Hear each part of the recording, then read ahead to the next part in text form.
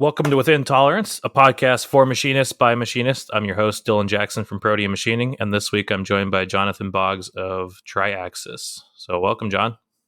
Hey, how's it going? Thanks for having me on. Yeah, thanks for coming on. I appreciate you taking the time. Yeah. So let's jump into it. What's your company? What do you do? You just went through some big changes. You are now solely Triiaxis, so we can get into all of that. But yeah, where can people find you? Yep, that's me. So I mostly post on Instagram, obviously, Split141, but obviously owner of Triiaxis. I post on YouTube as well. But yeah, like you said, full time doing that now, as opposed to the Air National Guard, but we can get into that too. Yeah, and then what is Triiaxis? What do you make? Currently, we're making knives, and that's it for now, but definitely more stuff in the future, obviously. But yeah, definitely. I mean, I know I among many people on Instagram and the Discord have loved kind of watching your story, getting into knives and turning out a knife actually relatively really quickly. And, right. You know, the whole lathe saga recently, and we'll get into all that. But yeah, I appreciate you coming on. It'll be cool to pick your brain about becoming a new knife maker. I've always personally wanted to make a knife just for myself. And so, you know, hearing the trials and tribulations of somebody just going through it is really interesting. Right. So before we get into your story, let's jump back and get into your backstory. How did you get into manufacturing? Well, I guess like everybody, I'll give you the long of it since everyone's a captive audience. Basically, let's see. I was in high school, didn't do very good in high school, so I dropped out of high school and then went to work for a computer repair place for a little while. Then went to college, like I got a GED, went to college for architecture, dropped that. Then I went to programming, dropped that. And then, so a little while I was dropped out. I worked for a guy doing some vending machine stuff, which is actually really interesting. So there's a lot to the vending machine industry that you wouldn't realize. But then I went back to college for engineering, mechanical, and then I dropped that. And then I was just hanging out. I was like, I don't know what I'm doing with my life. I was, I want to say I was 18 at this point. So I dropped out. I didn't finish sophomore year, so I'd been around 16. And I was just kind of, floundering basically. And then a good buddy of mine, we would work on cars together. Good buddy of mine, he's like, hey, I'm joining the Air Force. Like, all right, that sounds pretty cool. So did that, joined the Air Force on a whim. And I was like, Mom, Dad, I'm leaving. So obviously, joined the Air Force. I was stationed up in Alaska for the last 3.5 years. And while I was in Alaska, I did more car stuff, basically started getting really into off-roading. And I picked up at a Toyota, like an older pickup truck, and did some welding, typical fabrication stuff, garage type stuff. I eventually got a Samurai, and that's the Samurai I've posted about a couple times. I still have it on Instagram. So I did some welding work for that, projects and all that. And I was like, I'm going to be a fabricator. So I got really tired of active duty Air Force, and I can talk about why in a little bit, but I was like, yeah, I'm going to be a fabricator. Like, this is fun. I'm going to do this full time. So I'm going to get out. And basically my plan was I was going from active duty Air Force to the Air National Guard. So they're actually separate in kind of the mission, the overall mission. So whereas like active duty is like government, basically it's full on federal, worldwide kind of thing. And the funding comes obviously from the federal budget. But the Air National Guard is different, where it's usually funded by the state that the Guard, the actual unit, is located in. So the Air National Guard is a little more laid back, a little more lenient, kind of, it's easier going tempo than you will compared to active duty. And I said, but I want more of that. I want more laid back, more kind of do what you want kind of thing. And that might be painting it in the wrong picture, but that's been my experience. Palace Chase is the program that lets you go from active duty to the Air National Guard. And when you Palace Chase, you're cutting back some of your active duty contract, and you kind of double it on the Guard side. So because I was overseas, Alaska counts as overseas. I basically owed the Air National Guard an additional 6 months on top of because I cut my contract 6 months. So I basically owed the Air National Guard like double that time. That sounds really confusing, but basically so I owed them. You owed them a year pretty much. Yeah, I owed them. Okay. Yep. So I signed, and I wanted to retrain. And when you retrain, basically you're switching jobs, your career field. And I was in age in Alaska. I can explain what that is, but I was switching to metals technology. And they're both in the maintenance universe, I guess you could say. And metals technology is basically welding and machining in the military for the Air Force. And I said, oh, because I want to be a fabricator. Like, that's such a good idea that I'm going to go ahead and do that. And so my game plan was I'm going to join the Air National Guard. I'm going to kind of get the experience, put that on the resume kind of thing. And, basically take all the training and use it for myself. That's really what I did. But when you join the Air National Guard, you're not necessarily full time. You actually become a guardsman. So you just owe that 1 weekend a month that you hear about every once in a while. But there's also opportunities to do full time work. And that's basically what I transitioned into. So I joined the Air National Guard in 2017, I want to say, June 2017. And then went to tech school. So that's a couple months. That's back in Texas. And then when I came back from tech school, they let me stay there as a temporary full-time technician. So my status was not military, but it was like federal technician, so government employee. But you still have to wear your uniform during the week, so it's kind of like you're in the military full-time. And I was basically full-time in a machine shop and, in a welding shop. And basically, we can talk about stuff from there. So I've been doing that until last week, also doing the machining stuff on the side. And then, like I said, that was my full-time gig until last week, and now it's not. So I'm just a part-timer now. Yeah. So I'm just a part-timer now, back to the 1 weekend a month thing. Yeah. There's a million avenues from there, but that's basically how I got into manufacturing. I went from fabrication to switching over to CNC, and I guess I can talk about why I was welding and then I stopped welding.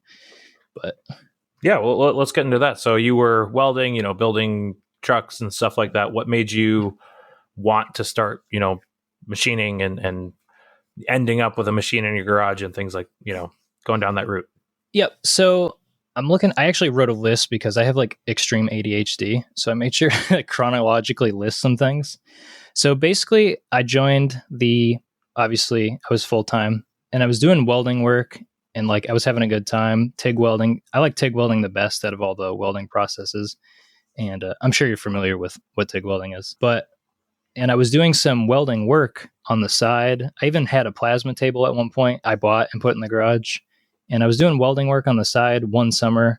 And I don't know if the VF2 was actually on order at this point, but it was stainless. It was these stainless dunk tanks for it wasn't Cummins, but somebody who makes like a big air brake, basically. They were going to dunk their brake parts in this solvent tank. And I was welding the solvent tank. It was stainless.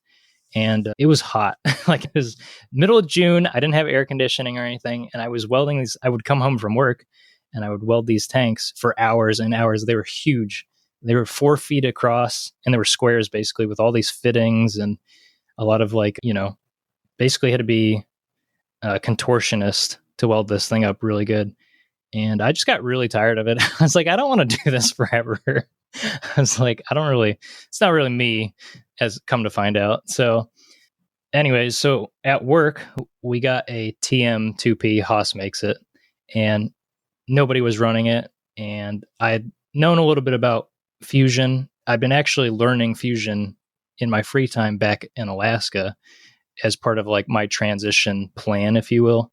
So I was like, if I'm going to be a fabricator, I want to know how to like 3D design things and be able to cut them out on plasma tables, make bumpers and stuff for trucks, typical 4x4 stuff.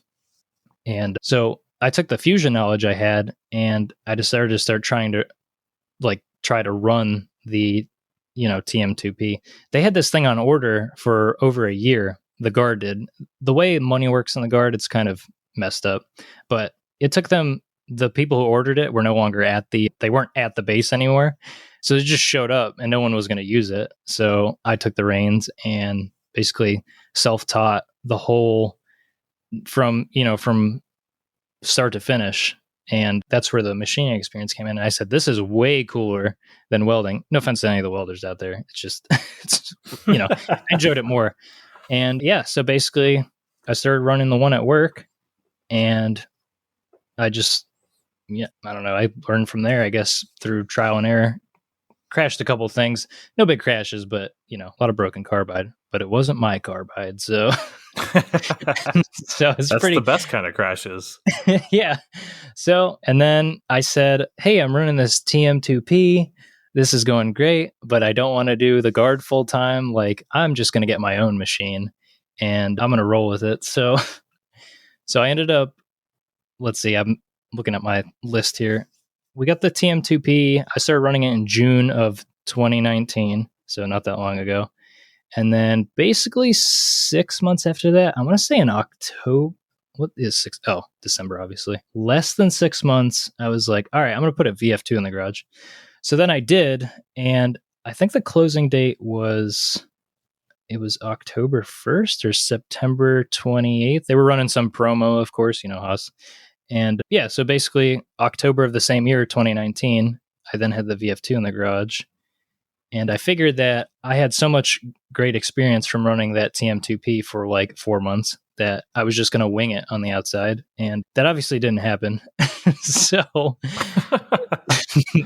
going to tell actually that dovetails perfectly into a question from Moritz on the Discord, and he asked why a VF2 versus a used mill or a cheaper option, a Tormach, something like that. Gotcha. I guess that it also encompasses like the entire package almost. So like, why not a mini mill? Even kind of like comparison between the other Haas machines, or another TM2P kind of thing.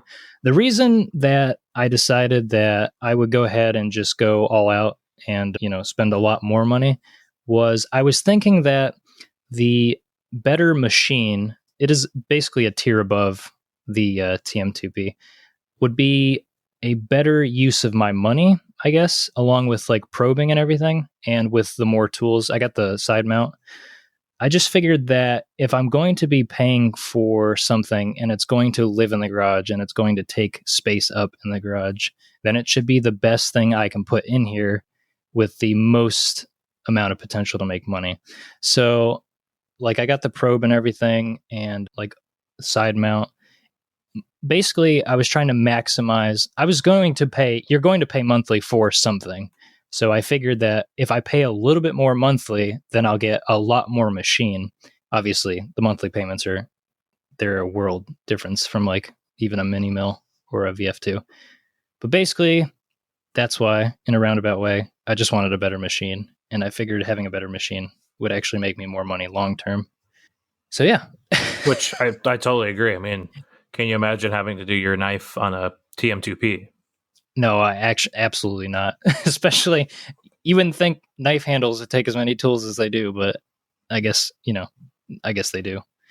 Well, yeah, and you've kind of jumped into the deep end as far as knife design goes. I mean, you're like, oh, I need hidden hardware, and I want light and handles, and you definitely set out to have quite the ambitious first knife. I wouldn't recommend that whatsoever. Highly don't recommend that, but yeah, you're right. I mean, I couldn't imagine doing it on the TM2B. Now you definitely could. And like the John Saunders has got that S Tools system. I don't know if you've seen that, but it's like tool tags.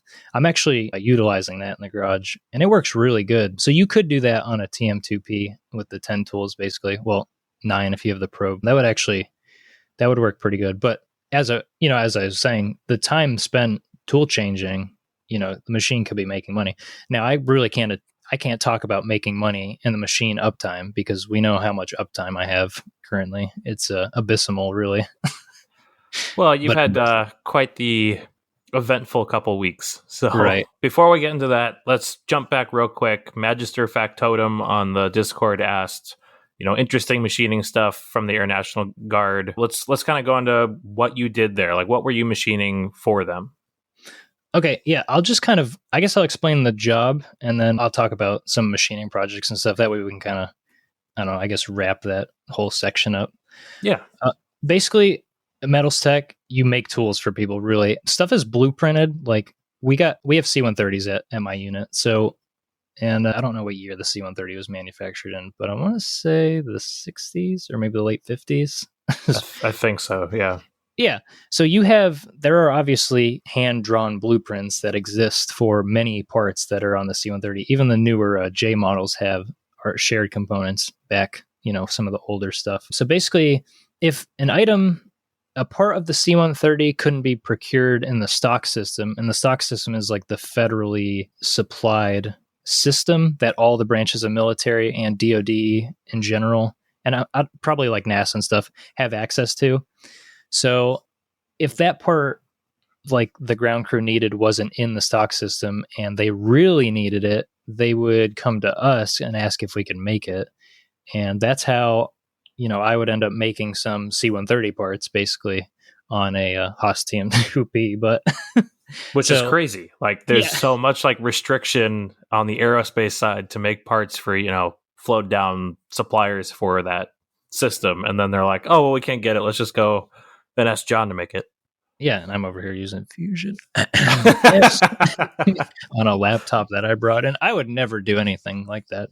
So, anyways, yeah, so that's the machining side, and then obviously ground crews, they're like, hey, we need this extension welded onto our ratchet because somebody broke a bolt somewhere deep inside a wing or something.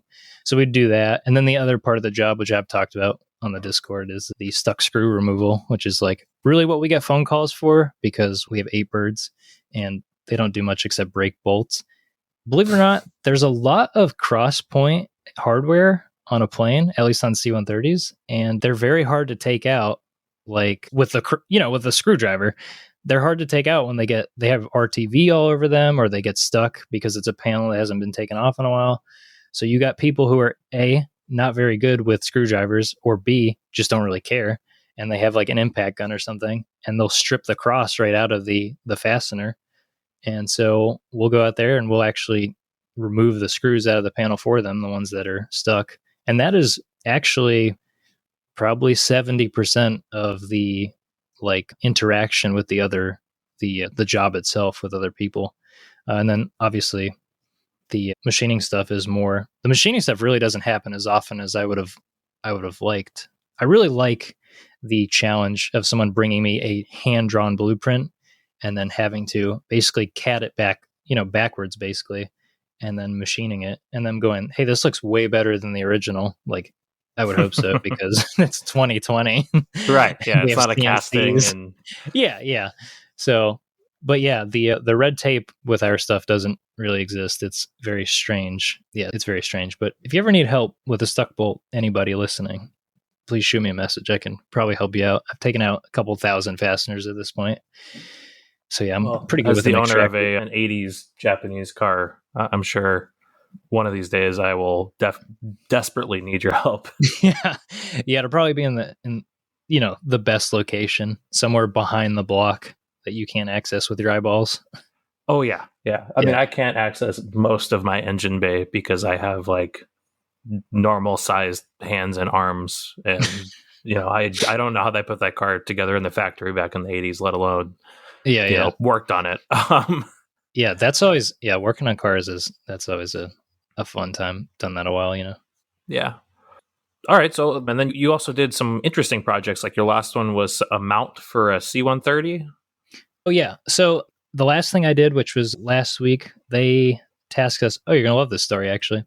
So there's a base engineer, like a literal degreed engineer. I don't know if he's probably just a bachelor's or something, and federal technician or employee, whatever.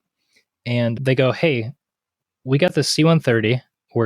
We got a new gate. So they're like, we're going to put this old C-130 and that's going to be the display unit. And I'll have you know that the planes you see on the outside of bases or like that are on pedestals, those were most likely like 90% of them were flying and they're just gutted. So they have the C-130. They're like, it's going to go to the scrapyard. So we'll just make it our display or whatever for the new gate. And it's on rubber wheels, obviously, or tires. And at some point, it's going to, rot away. So they want to take the weight off the tires and put it on mounts. So the base engineer got in contact with another probably guard unit and was like, hey, what are you guys doing for your C-130 display? And they sent him a grainy picture of these mounts. Oh, my goodness. And so he sent us, our shop, these also grainy pictures of these mounts. And he's like, hey, can you make this? And we're like, you got a drawing or something? And so a couple weeks go by And I wasn't the one dealing. This is my boss. He was really dealing with it, but I'm obviously catching the tail end of stuff. Basically, a couple weeks go by, and I'm like, we're not doing this without a blueprint. Like, if something goes wrong, then who's to say, like, we made it incorrectly because, we followed the blueprint. That's the contract, basically, like, whatever. So base engineer sends us this, like, it's not a blueprint, but it's like an isometric drawing, but it's not. He's got like, the front pad, the front jack pad, you could call it, is different from the rear ones, but he's got them like aligned in view, like a blueprint would, where it's like center line or like a midline matches the midline left to right. I don't know. I'm not really good with blueprints, but basically that tells me that, well, those center lines, that means like it should equal on, how do I explain this? Basically, he had this part that was actually, they were two different parts next to each other, but they were sharing center lines. So like we would make something and it would be incorrect to the center line kind of thing because he had put the two different jacks on one blueprint. And it wasn't a blueprint either. It didn't have materials or anything. It was just like crudely drawn with missing dimensions, I'll have you know. And he's like, yeah, what kind of metal you guys got down there? Oh my goodness. We're like, luckily we don't have like 41. Well, for the welding stuff, it'd be 4140. And then like, yeah, basically all chromoly stuff, which is good. But he's like, I don't know, just make it out of whatever because they're going to powder coat it. And I'm just like, you realize we're going to be holding the plane up, right? This is like the worst game of telephone ever. Like, here's grainy pictures, and then you interpret it, and then you send it to some people, and they'll interpret it because your drawing's all messed up. Yeah. And then the pads I made, they weren't even, mind you, they weren't on the blueprint. Oh my He's like, all right, these are the jacks, and I need you guys to come up. Here are the pads we bought. They're probably from McMaster. They're like, I don't know what they're made of. They're probably stainless. He's like, I just want you to adapt the pad to the top of the jack.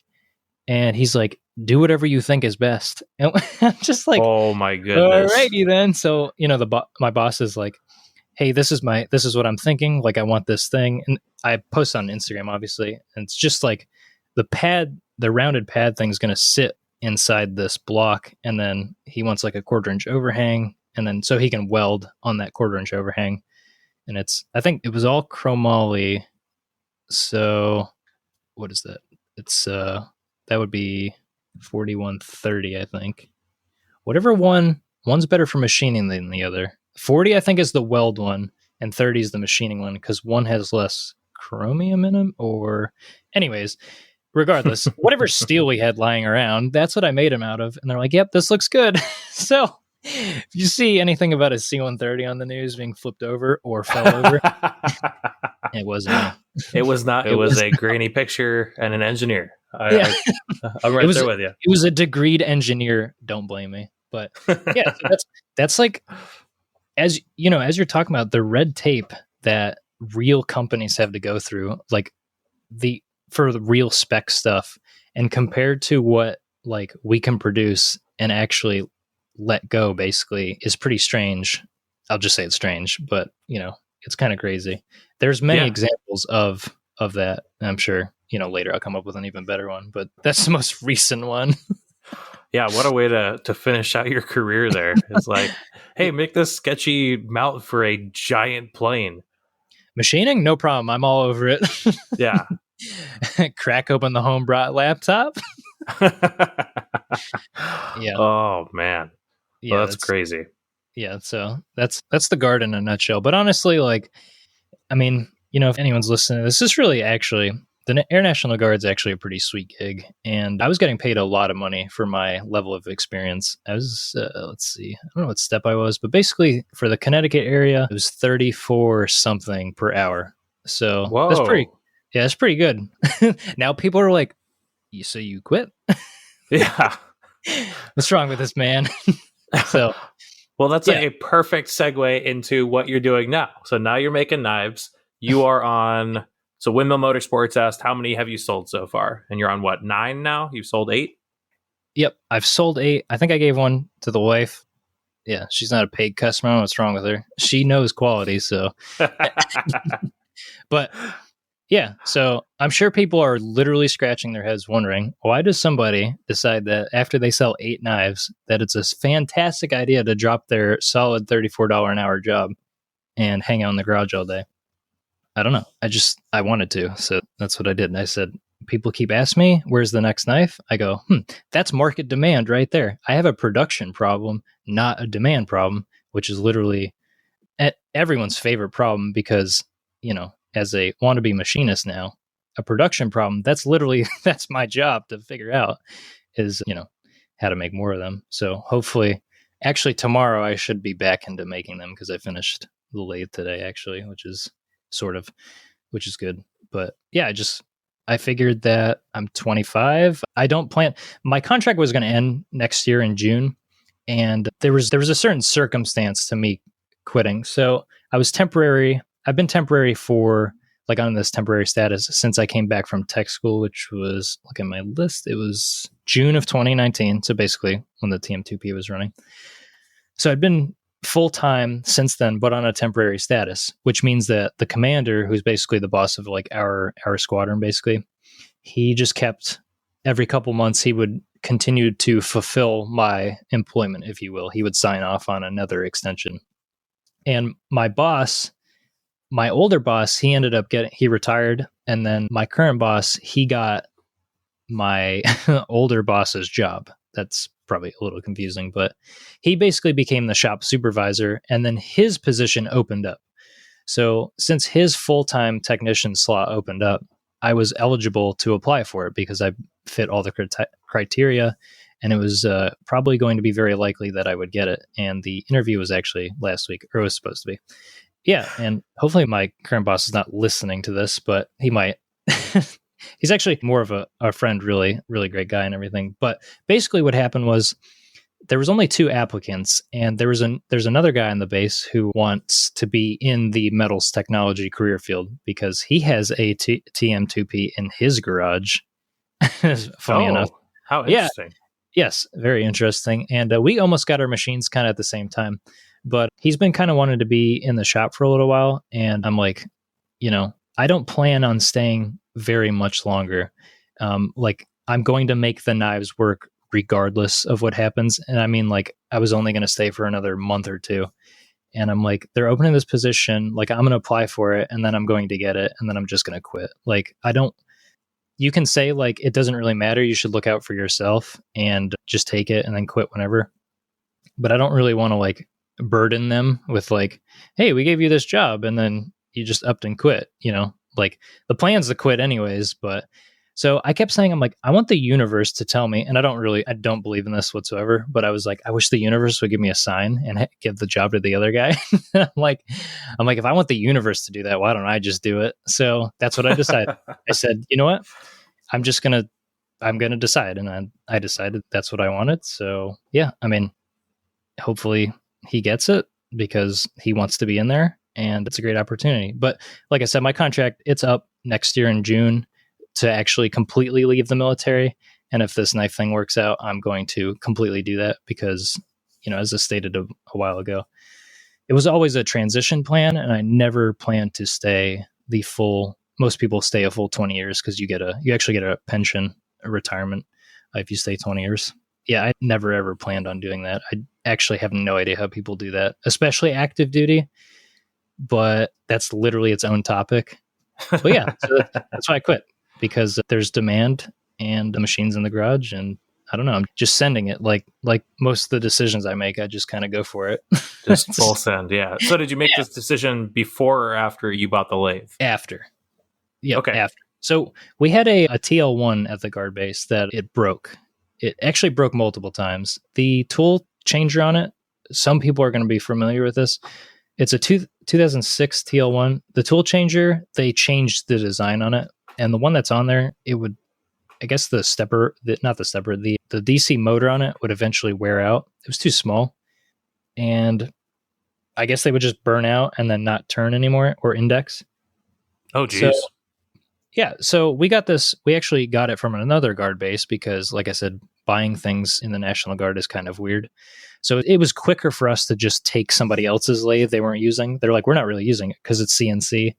And the military doesn't really have a CNC program. Again, that's a whole nother topic. So we got this thing. They're like, the tool turret doesn't work. I'm like, okay, I'm literally not going to use it if the tool turret doesn't work. I'm not going to stand here and manually change tools just for it to cut a tool path, like, and then change tools. You know what I mean? I'm just spoiled like that. So I'm like, I'll just do that on the manual anyways. But so I took the tool turret apart, and then I ended up, I guess, coolant or something. I got stuck in there, cleaned it up, put it back together. It ran for a little while. And then I had another issue with, like, it would turn, you would index the turret and the machine would shut off, and it wouldn't even error. It would just straight short and then shut off. So I dealt with that for a little while. And then I kept fixing this thing. And then recently, finally, the motor actually gave out on the tool indexer, the original problem that everybody has. And I called and I was like, hey, do you guys have this motor? And they're like, no, you can only buy it from the manufacturer.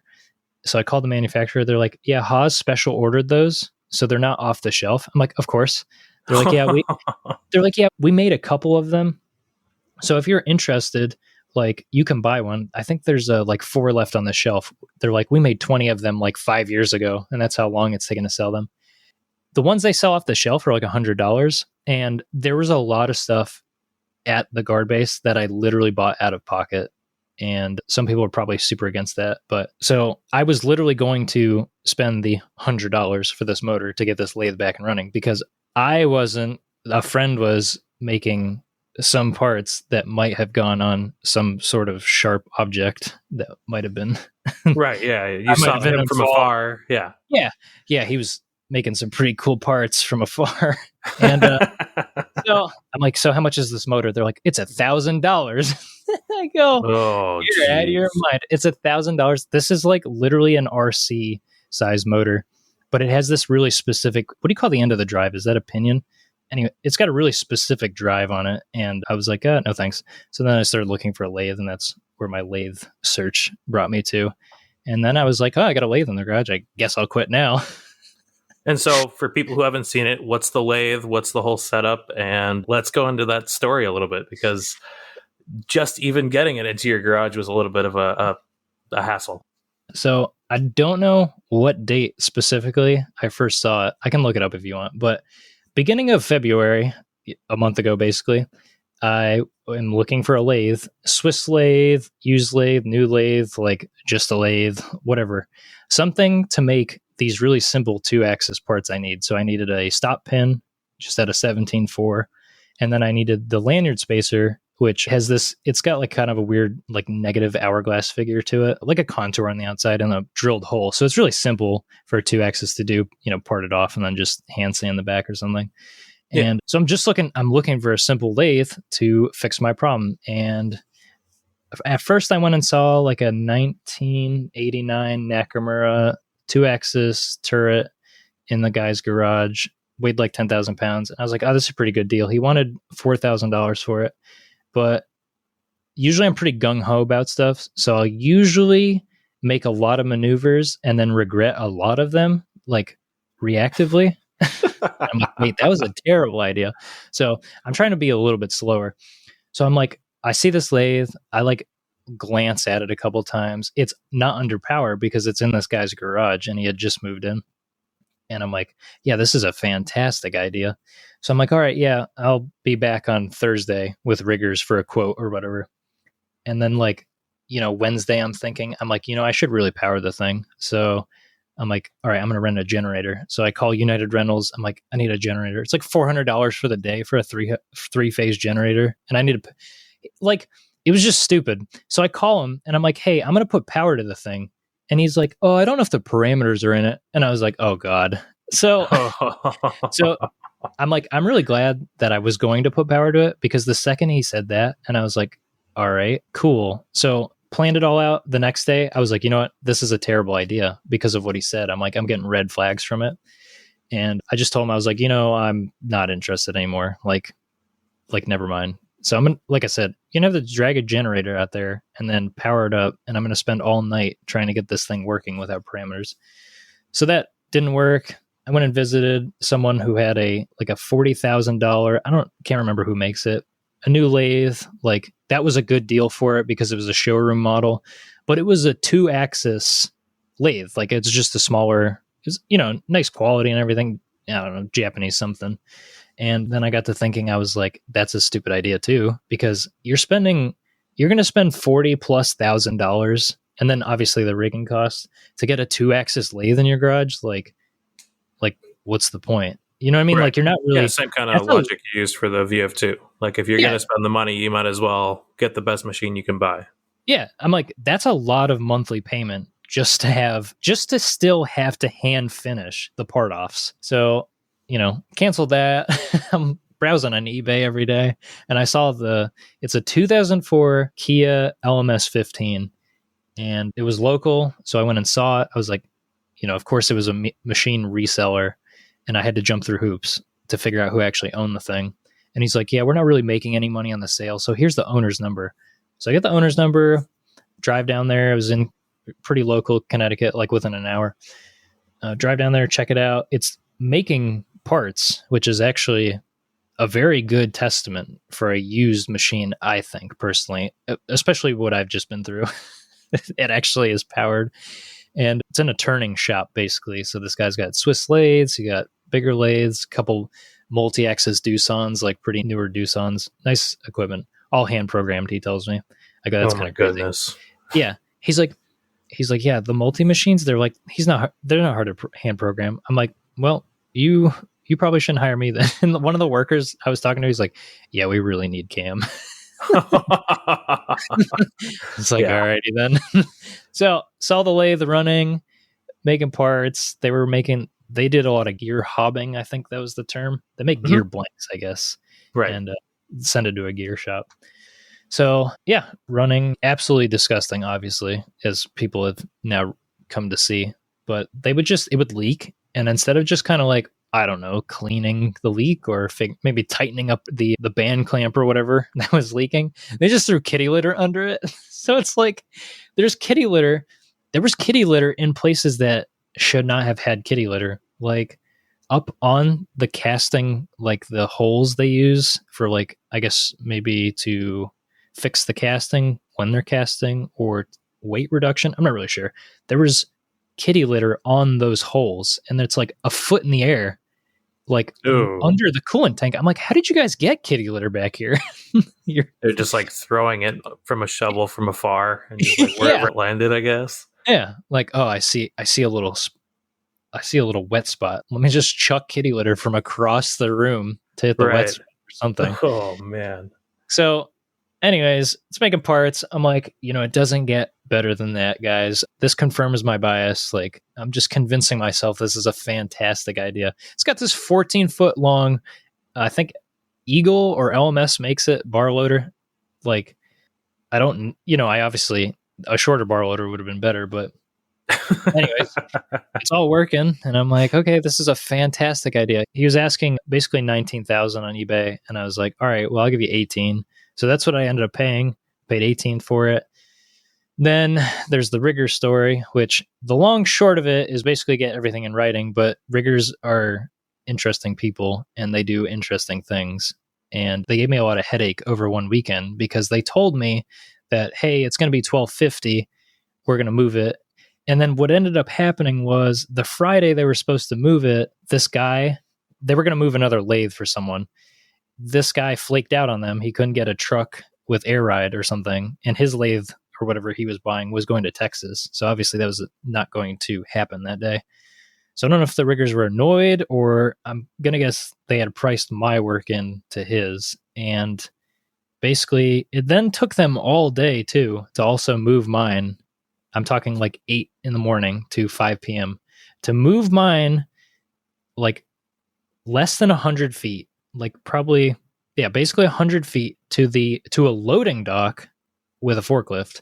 And they brought 2 skates and they moved the thing with the forks. It was horrible. Like, I was like, it was not pretty looking, basically, the way this move went. And yeah, by the time they actually got my lathe and the bar loader on the truck, it was like 2:30.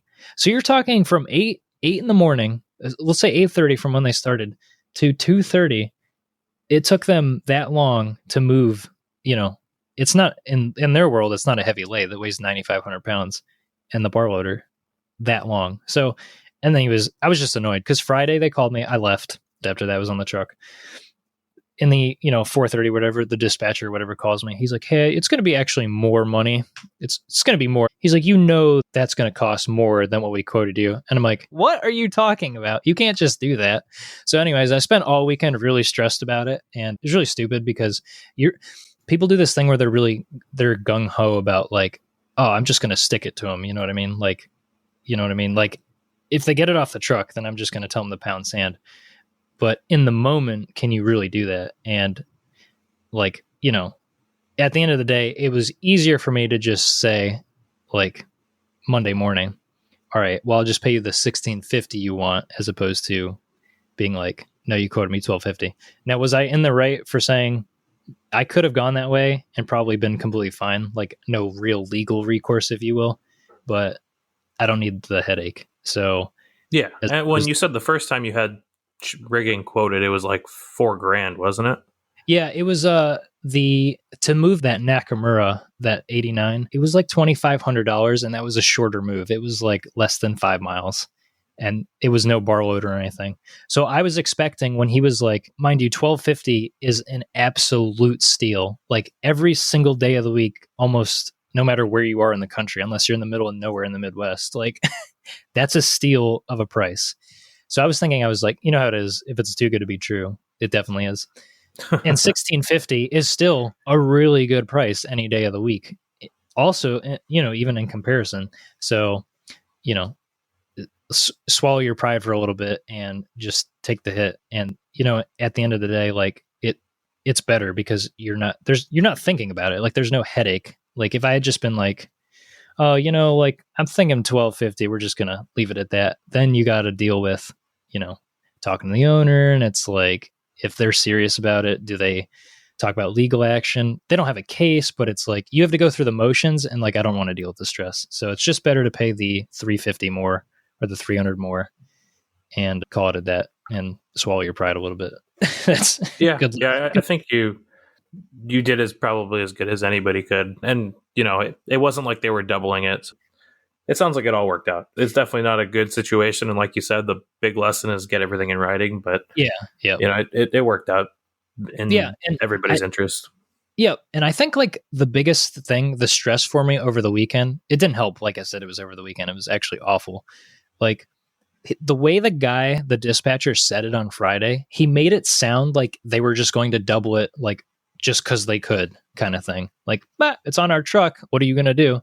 And, nothing ever goes the way you think it's going to go. Monday morning, they came, dropped it off, and then asked me for money. So it's like, I had the ability to, but like I said, as you said, it wasn't double. And I wish he had on Friday been like, it's going to be a little bit more, like we're thinking like maybe 16, 17. I'd have been like, you know what? Fine. Like it would have been, I don't know. I guess it would have been better. Communication is key for everybody. Yeah, definitely.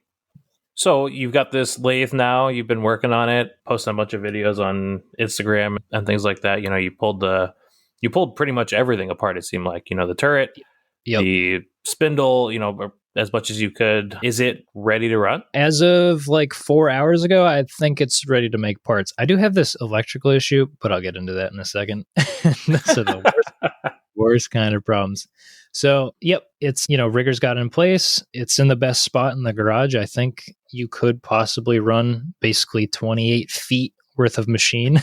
It's like, there's really nowhere else to put it. And I tore pretty much every panel off of it, cleaned it, like really cleaned it. And then I ended up pulling a lot of, I think every cover too came off of it. Every weight cover I ended up coming off of it and cleaned back there. And my dad came and helped me clean it. He's been a huge help with the whole thing. So it's always nice to have a force multiplier like that. It saves a lot of time. I mean, it's just it's amazing how long like just a flat panel takes, like, in square inches to clean it. Like just takes longer than you think. Obviously the coolant they had the flood coolant going through these nozzles out the front near the spindle. Mm-hmm. And I'm like, it doesn't look factory. It's got that rigged look to it. It's like this Delrin piece with these tapped holes and these line lock nozzles sticking out of it. This looks like crap. And I'm going, all right, I'm going to be cutting titanium, and I do want to do subspindle stuff with it. Oh, well, I haven't mentioned it. It's a main and subspindle, and it's got live tooling.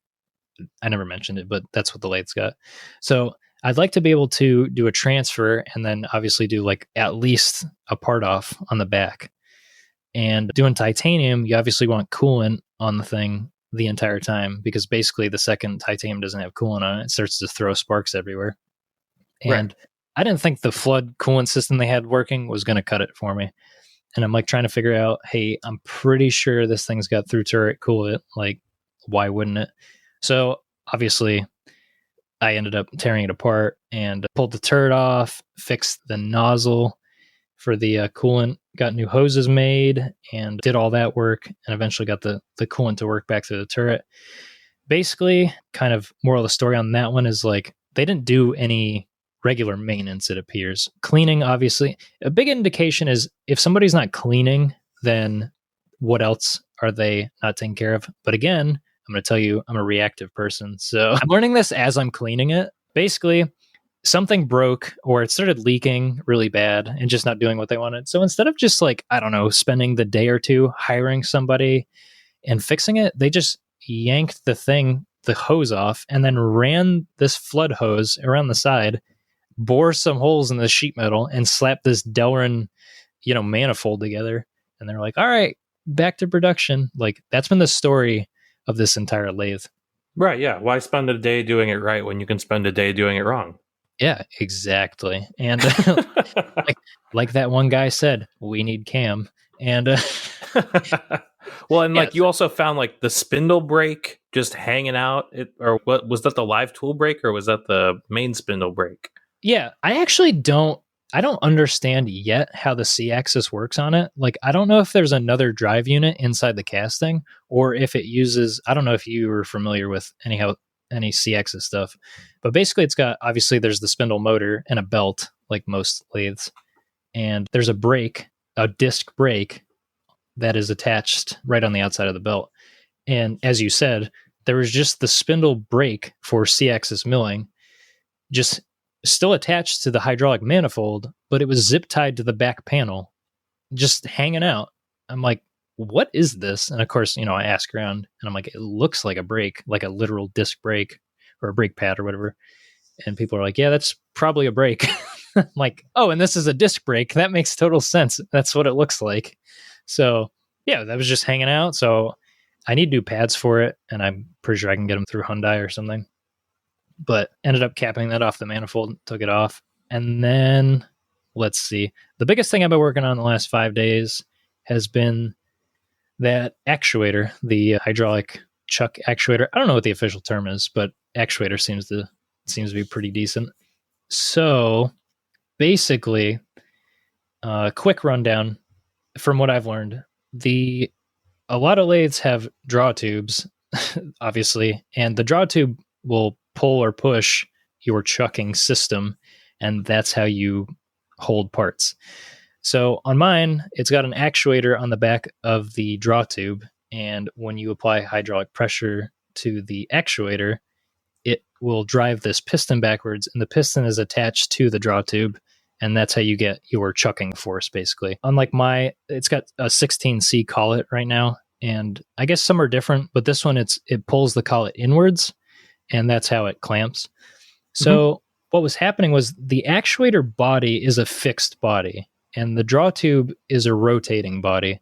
So you can imagine, like, you have this block of material at the end of a rotating tube. Well, you don't want the block of material moving, because that's where the hydraulic system is. So you need a way for this block of metal to stay on this tube, but not rotate with the tube. And what was happening was, as the spindle was turning, this fixed body would actually move up and down at a really high rate, like 25 thou. Oh, geez. Yeah. So I'm like, and I kind of don't remember seeing it doing this, like when I went and saw the lathe. So I'm really confused at this point, because I'm like, it's not runnable over 1,000 RPM. Like I can't run the thing without it shaking the machine. That's how bad it was. And so I go, okay, well, I guess I'll fix this. And so, yeah, the last 5 days, I took it. First, it took me like a day to figure out how to pull it out. Cause obviously the manuals they're Korean, like broken English, the diagrams, they're for, I guess this was the last year before Kia and Hyundai, they like merged or something, and something happened. So the manuals I have actually show parts diagrams for like the newer style generation that came after. So it's got like the spindle's not in the right place. It's like in the casting, and there's like it's just different. So I'm like trying to figure out, how do I take the actuator out? Obviously, I've never worked on a lathe like this. So I'm like, how do I take the draw tube out? Like, I think the draw tube's in my way. And eventually I figured it out, took it all out. And then I tried to, remove the run out from the actuator adapter. And I had to come up with this mount. I think I posted about that. Like, I strapped the actuator and the draw tube to my welding table leg, like this horizontal leg, because it's the only thing that I have like access to it. And I'm sitting there on the floor with these indicators, and I'm trying to like tighten the bolt, like, I'm trying to get the run out of this adapter. I spent 4 hours, I think, on the ground sitting there trying to get this run out. And I'm like, because one, I'm really new to all this stuff. So like still getting run out of stuff still takes me, I'm like, wait, do I hit it this way or do I hit it that way? And it just takes me longer than it should. So, and then another thing is, because I have the thing in a horizontal position with the actuator body, the fixed thing, strapped to the horizontal tube on my table, and I have the tube, it's 3 feet long. There's a lot of lever on that. Sitting on this block with like grease so it won't run out really bad. It's just like, it's such a terrible setup. And I'm like, all right, I think I got it. And I got it within like, a couple, like a thou. No, I got it under a thou. But I had the indicators not in the same plane. And so I posted it on Instagram, and somebody commented, they're like, I don't really know, but like, I'm pretty sure they're supposed to be in the same plane. And I'm like, nah, it'd be fine. But I'm thinking about it, of course. And I'm like, wait a minute. they are supposed to be in the same plane, aren't they? Because you're like, no, it's fine. Meanwhile, in the background, you're changing everything. Yeah, that's pretty much what happened. But I think I had installed this at this point, and I was like, it's too late now. So I reinstall it. I do, you reinstall it, and then you then have to get the run out of the adapter to the spindle flange. So there's obviously the spindle bore and the draw tube now have to be checked for their run out. So of course I'm back there, like behind the spindle, banging my head on the sheet metal every time I walk back there, and like, just like, why is this thing not working? I spent probably, I don't know how long I've spent behind the lathe in that little cavity, but it's probably like 16 hours in the last week would be my guess. But anyways, so I got the run out, and then it didn't work. Like, I ran the thing and I was like, it's going to work. I'm checking it with the machine off. Like, I got an indicator on the housing. It's only moving like 4th thou or something. And I turn the lathe on and I like clamp the chuck, and it starts moving again like 25 thou. And I'm like, I can't believe you've done this. Oh my goodness. I was like, I can't believe I spent all this time just for it not to work. But that is the moral of fixing things, really. And so defeated, went inside, and then I've been talking to a couple people, and basically, I should really look up who this was, but basically someone, I'm terrible with names, was helping me figure out like, hey, you should probably like contact Sam Chully, and they're the guys who make the actuator itself. Oh, it's a Luke WMC79 on Instagram, so I appreciate it, Luke. He owns 2 of these Kias, and we've been talking back and forth. And he's like, yeah, you should talk to Sam Chully. And I think this was Friday. And of course, I called, and they're on the West Coast. And they're like, yeah, the technician's not here. And I'm like, oh, no.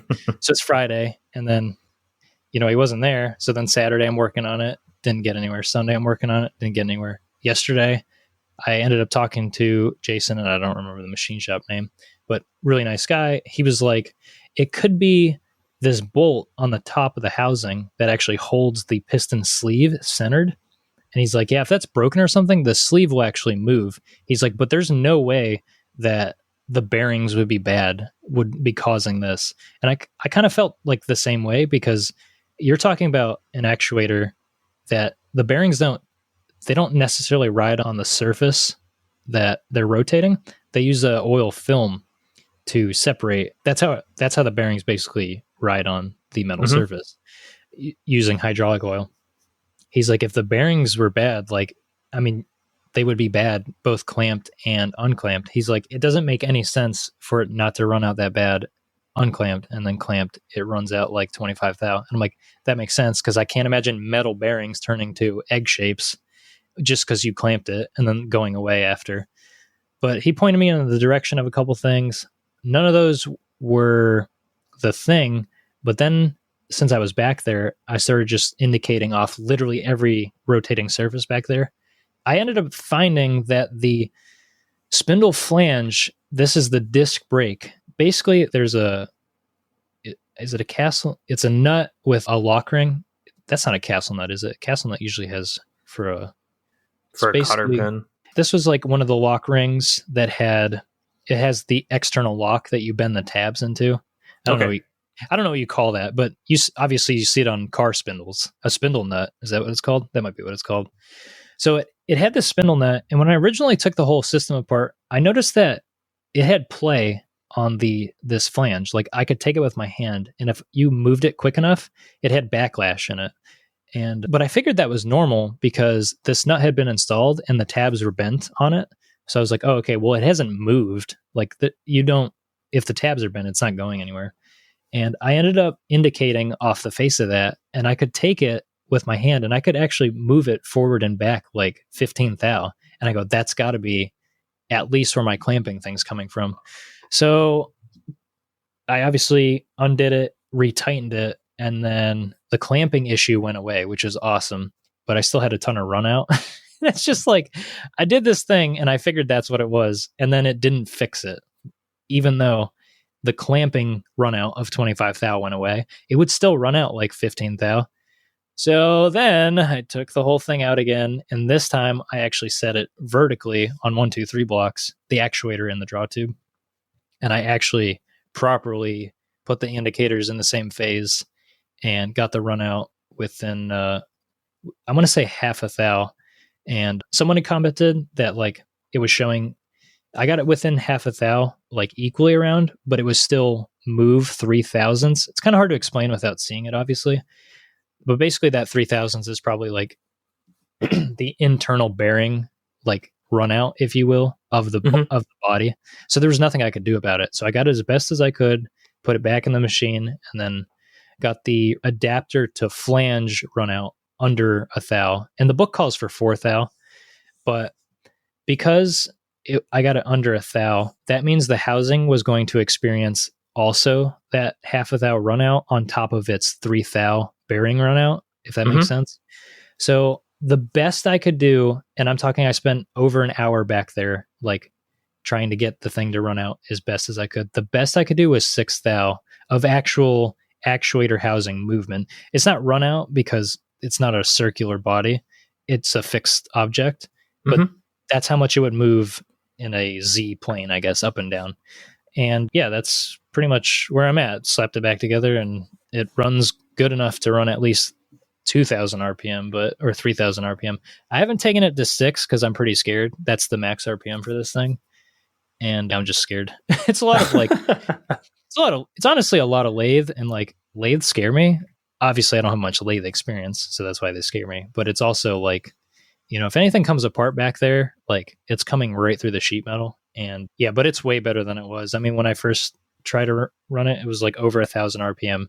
Like it would shake. So I don't know how to explain it, but it would shake really bad. Like I'm like, this thing is going to come apart on me.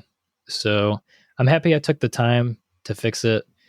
And basically, I think I've determined the reason that it was doing this is because the only way to get the drive belt for the motor, like to replace it, you have to take that whole system out. You have to take the flange, that brake disc out, and that's what's in front of the belt. So what I think happened is they were like, hey, we need to change the belt. And of course, our famous our famous fix it in 30 seconds or less machine shop, they reassembled it very poorly and didn't have it tight enough. They put burrs on the draw tube on the faces of both adapters, and I ended up like stoning the adapters, and I ended up deburring the draw tube, and that's how I was able to get it under a thou. But oh, it was just goodness. It was stupid. There's nicks everywhere. I'm like, you don't like when when you're working on cars and stuff, and before I really got into machining, you don't ever think about like stuff like this. And I'm like reassembling this thing, and I go, any single deviation from the flange all the way to the back of the actuator is going to cause this thing to run out and basically like multiply itself down the line. So I'm like, if there's a burr right here and I can measure it to be like 7 thou, and that was the worst one I saw on the face, I'm like, that's literally going to translate into the adapter or whatever. So yeah, I spent a long time basically like deburring. I was like, I hope this is worth my time. So that's where I'm at. And then my little electrical problem is, I don't know if it's been doing this the whole time, but if the lathe is on and I turn the spindle on and we go to like 2000 RPM, it's running all good, no problems. And then I hit reset. So obviously spindle brake comes on.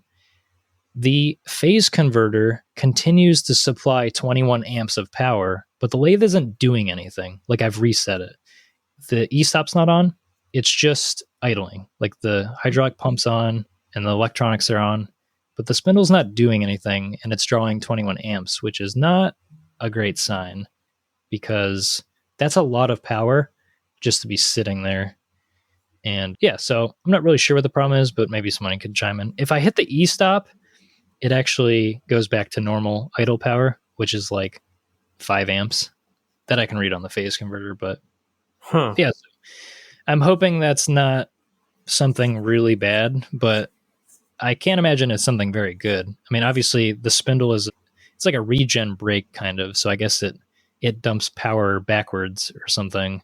Right, that's what I was about to say. But so does it eventually taper off from the 21, or does it just sit there until you hit it just sits there. It just sits there, and I haven't, like, I obviously want to let it sit there for an hour and see, like, does the machine maybe go into like an eco mode and it shuts off? Is it preemptively powering that much for something? Most likely not. But the problem is, if you're dumping 21 amps of power into something that doesn't need it, where is the heat going? Right. Which is something's getting hot somewhere. Yeah. And that's a very bad thing. And, 2004 electronics, I mean, what are you going to do? I'm not an electrical engineer. I just know how to break things. So we'll see. I'll run it, and then I'll just hit the e-stop when I'm done with it, I guess, or something. Bandage it for now. Kind of need to like make knives now. Like it's kind of important that I do that. Yeah. So I want to get into knife making, and we got a lot of questions about your challenges and things like that. But before that, at the end of talking about your lathe, Foot Pedal Jones asked, would you buy another used machine after all of this? Let's see. My experience with used machines have been like hit or miss, but I probably would buy another used machine. It's so situationally dependent. If I had money, I would have bought a new one. I think a lot of us would do that. Yeah, I mean, I'd probably buy it again. Okay, that's all the answer I think you could ask for. Yeah, because it's definitely been educational and interesting from the outside looking in, but you never know, how frustrating it can be, especially since you're trying to make knives and all that. So. Yeah, we actually I don't know if he would want me talking about it, but basically Jake Yates, we were talking about, he's looking at maybe upgrading a lathe maybe at some point. Hopefully it's not, public info, but he had asked about used versus new. And then my feeling is, if I had money and I was making product that was readily leaving the door, I would have absolutely no second thoughts about buying new. Like, it wouldn't even cross my mind. I'd just be like, hey, we're already making money. We're pushing product. Like, just let's get a solution in here. In my case, I don't have that much money and I haven't pushed that much product yet. So that was really the determining factor for to go to the used route. But like I said, it's situationally dependent, and used equipment can be great, and it can be also very awful. Oh, yeah, definitely. Yeah. Yeah. So let's get into questions about knife making. Dylan Tanner asked, what's been your biggest challenge in knife making so far? Let's see. There's so many. I think currently the biggest challenge is the blades, definitely. The blades require a lot of work, but definitely the blades right now. And then also the lock bar insert and lockup angle, and basically the feel of how lockup is when the blade is actually fully extended in its locked position. That's definitely really, I found to be very time consuming trying to figure out the mechanics behind it, if you will. So definitely those two for sure. Okay, well, yeah, I mean, that's another one of our questions from Stang Blade Works. Is he was curious about your fixturing for lock bar inserts and setting lockups on the mill versus by hand. Okay, so for the lock bar inserts, because they're a small piece of, they're a small part, and I've been only making one at a time, but basically the way I'm currently fixturing it is I'm using a Mighty Bite. What is it? What is the one? Is it a toe clamp? What's the one people always use? They have they put downward force on stuff, and I can't remember. It might be Pitbulls.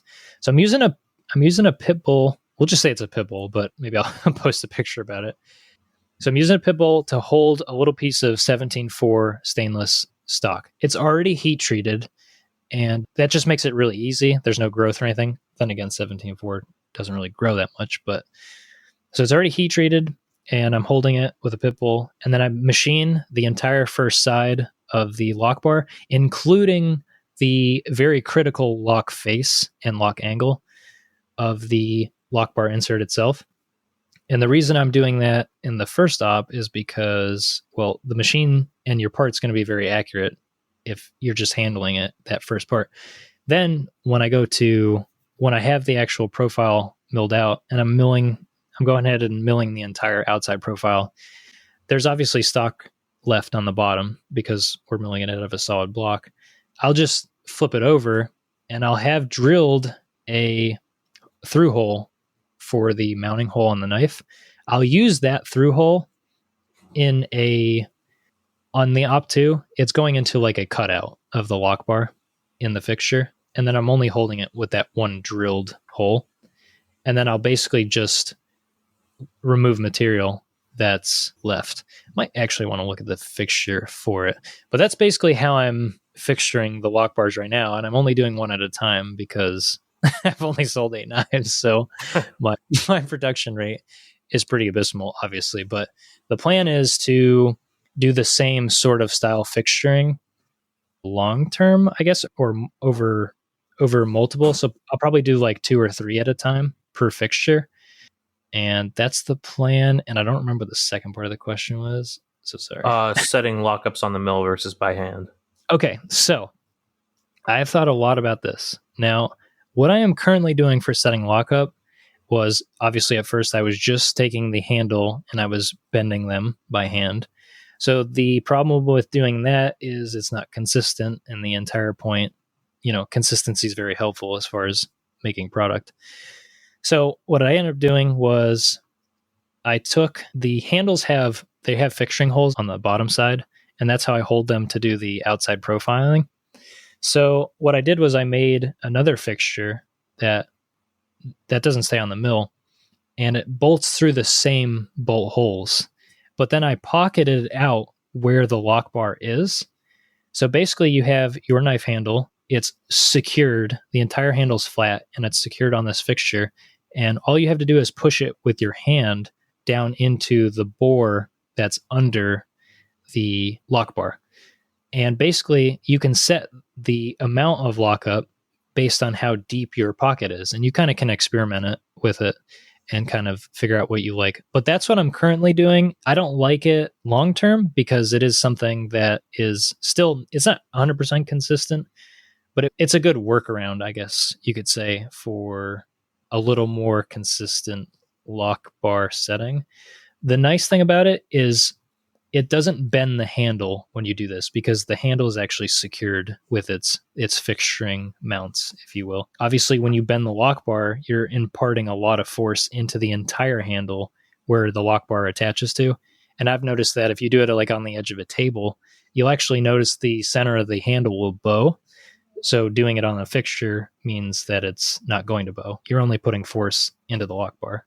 So hopefully that's helpful. Yeah, I think that totally makes sense. Yeah.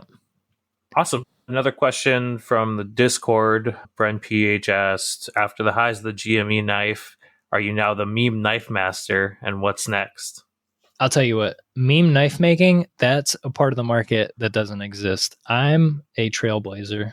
So I thought it was super cool. And like, it's because you're making them kind of one at a time right now, you do have that ability to react to like the market like that. Yeah, I personally feel that there is definitely a spot in the custom, and it doesn't have to be knives, it can be anything, that is seriously lacking a sort of flair, I guess you could say. You know, the GME knife, for example. There's a lot of custom work that is, they're options that have shown up before, and they're just customized to, a build sheet.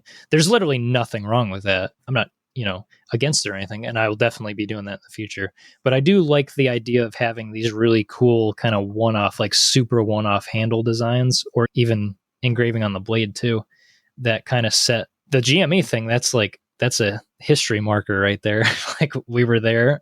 Whoever owns that, I think it'll probably be worth something one day. So so you don't know who it sold to? I probably do, but I'm drawing a blank, which, as I do with a lot of things, but I definitely know who I sold it to. I just don't remember. Gotcha. So gotcha. I apologize if you're listening, but yeah, like I don't think I posted this. I did a really cool, like a 3-toned mountain landscape. I might have posted this a while ago, probably on a story.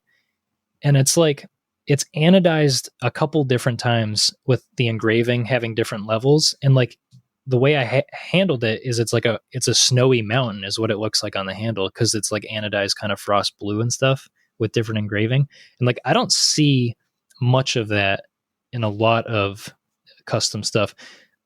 Granted, it's probably like way more high-end stuff would do that kind of stuff. Like, some fancy Italian knife maker might do that stuff and auction it off for like $4,000 or something. But I just think the idea of having really cool engravings is cool. And it's fun. I mean, what's the point if it's not fun? So that's what I'm doing. Oh yeah. Yeah. So hopefully, like, I don't know how I would offer that, like, production wise for like a long-term thing. I don't know how I would handle like an order form for that, but I think it is a doable thing. Just obviously a little bit of a price increase, because it's a significant amount of work to do something like that. But yeah, I don't plan on stopping it for sure. And good. Yeah, making milestone knives is cool. I mean, even like a lot of the ano you're doing, I'm going back through your Instagram right now, and like the one set of handles that was like blues and greens and purple kind of rainbow with what looks like kind of like your Triaxis logo repeated through it. Like, that's super cool. I'm really stoked to see what you come up with next. And you've got a few, like the handle that I posted in the story with like for this episode. Mm-hmm. And like that's that crazy veiny anodize you did too. So I'm really looking forward to seeing all that stuff. Yeah, I think that's the heat one. So it's a little different, but it is still considered anodizing. But yeah, a lot of people keep asking me about, hey, are you going to do that one again? I'm like, yes, it's coming.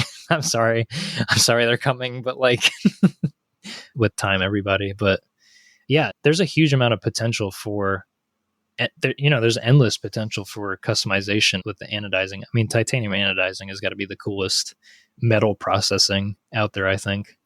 Totally. Yeah. Yep. So another question from NSK on the Discord. He asked, how has the Haas experience been, and what's the next piece of equipment you'd be buying after, I guess, the lathe now? The Haas experience has been really good. I don't think we finance with Haas's finance, like their specific, like Gene Haas owns them or whatever. But because I didn't have any business credit, which I didn't even know was a thing, but obviously it is a thing. They're like, yeah, you don't have any business history. I'm like, all right. And they're like, so you can't loan through whatever. But anyways, besides that, I think, the Haas experience has been really good, actually, really great. The HFO is really close to me, like within 30 minutes. So if I need grease or something, I like call them up. I'm like, hey, I'm going to come pick this up today. and they have it ready. So it's been really awesome, actually. One time I had a spindle sticking issue where I would put a tool in and it would violently pop when the tool changer came and grabbed it. And I was like, I literally have no idea what's going on. It was still under warranty, but I called them about it and they came and checked it out. They're like, yep, it's fine. You're doing something stupid. You're probably stupid. I'm like, yes, that's probably true. So for anyone, I don't think many people have experienced this, or maybe they have. The reason it was doing that is because I was using water out of a dehumidifier, and water out of a dehumidifier is really dirty. So I think what was happening was there was dirt in the water, or like some sort of slimy type material, and it was sticking to the tool tapers and causing them to hard stick in the taper. So I replaced the coolant, hasn't done it since, and I'm almost certain that's what it was. So don't use water out of a dehumidifier. Don't be like me. Yeah, I don't know that I've ever heard of that problem. I've heard of the problem of it sticking, but never that as the cause. So that's pretty interesting. Yeah, you like look it up and people are like, oh, hoses? Yeah, they just tool stick. It's totally normal. You're like, no, it's not normal. Like, it shouldn't do that. Like, I agree it shouldn't, but like every Haas I've ever run has done that at least a few times. So it's super weird. I'm glad your fix was easy. Yeah, same. So Jeff asked, will you ever clean up your Fusion models or sketches? Probably not. But every day I get a little bit better at Fusion. And, like the knife file, we were going over it like yesterday, I think. Maybe it was 2 days ago. And like, they're like, this thing looks like a disaster. And like the blade itself, I started the knife. We haven't talked about the knife itself, but I started working on the knife back in March of 2020. And the reason is because the guard was saying, hey, we're going to have people not be in contact with each other. So you're going to get a week off, and then he's going to get a week off. And you guys are going to alternate. And I'm like, okay, sweet. So you're going to pay me for a week, but I'm not going to be here. So basically, I was getting paid, and I was at the house. So I'm like, okay, well, I'm going to come up with something. So came up with the knife. And then, the knife has had many iterations, if you will, in the same file. So there's a lot of sketches on the blade. And I think there's like over 150 sketches just for the one blade component. Oh my goodness. It's like you go to change something. And I'm like, if I go backwards in the timeline to change something, it breaks the entire thing, like literally destroys the entire knife. So I go, well, I'll just add another sketch and just change what I want. So that's 150. What I should do, and what I think I'm going to do when I start working on these orange palettes, is I'm going to like turn off the history and just basically restart as like the dumb model, and then just start capturing history again from there. That way, like, at least it's a reset, and I don't really plan on doing any major changes. But yeah, having to scroll through sketches, I wish Fusion would do something where it just like kind of open the newest sketch like in your browser window, because like, oh, I need to hide this body or whatever because I can't see. Let me just scroll through 150 sketches to like hide this one component or hide this sketch that exists. Like, it's my fault, but I just want somebody else to solve it for me. So if Fusion, you're listening, then yeah, if you're listening, fix my poor the sketches for them. Yeah. So I forgot to answer. I forget what the last question was, but for the next piece of equipment. Oh yeah. Yeah. I really want a fifth axis, but I don't have any room and I don't have any money for that. But my next piece of equipment, like my next major big piece of equipment, would be a fifth axis. Unless the lathe blows up, then it'll be a Swiss lathe. But really, super serious, the next purchase has to be a building. Like, it has to be. Like, lease, loan, whatever, buy, move. Like, I have so many power issues, basically. And, like, I just really need a building, I guess, to really take this thing forward. But after the building, maybe a fifth axis. Oh my God. So actually that brings up one of the questions on your post for this episode. Somebody asked about power issues with both the Kia and the Haas. Are you able to run them both? What kind of phase converter do you have? Is that going to be a problem? So I have a great story about the phase converter, but I'll just explain my scenario. I've actually had I've been posting YouTube videos for a while And there's one where I talk about the Haas and the phase converter issues. And I get a lot of emails about it because apparently there's a lot of people who decide that it's a good idea to run a VF2 in your garage. So basically, my situation is I live in a neighborhood, and we're like we're the fourth or fifth house off the line transformer. So obviously you have, electricity, and then there's a transformer that steps it down to, I guess, 230, 240 now. And you get the two legs that come into your main panel. And then in the main panel, I have a breaker, 100 amp breaker that goes to the garage. And it's like 100 feet of, I want to say 2 gauge or 4 gauge, whatever's bigger. And then I'm running the phase converter off another breaker in the garage sub panel, and I think that's on 100 amp. That's on a 100 amp breaker. I don't think you're supposed to do that, but I thought that was going to be one of my fixes, and it wasn't. Then, obviously, the phase converter goes into a sub panel. The sub panel is a 3-phase panel, and then I have a breaker for the Haas and the Kia, and then also my screw compressor. That's a whole nother topic. The phase converter I have is a Phase Perfect PT355. I think I want to say it's a 355. It's whatever the 20 horse one is, because horsepower, it's never really 30 horse. So that was what was recommended. Some people are running it on the next converter size down. So I went, okay, well, they're having so much success doing that, I'll just do the same thing. Well, I've had very little success doing the same thing. Basically, the VF2 SS, if you will, very fancy.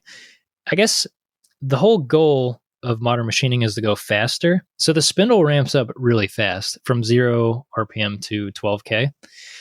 The amp draw, I guess you would say, is very large when it goes from 0 to 12K. And what's happening is it's causing the line voltage of basically the entire house to dip below, I want to say 210.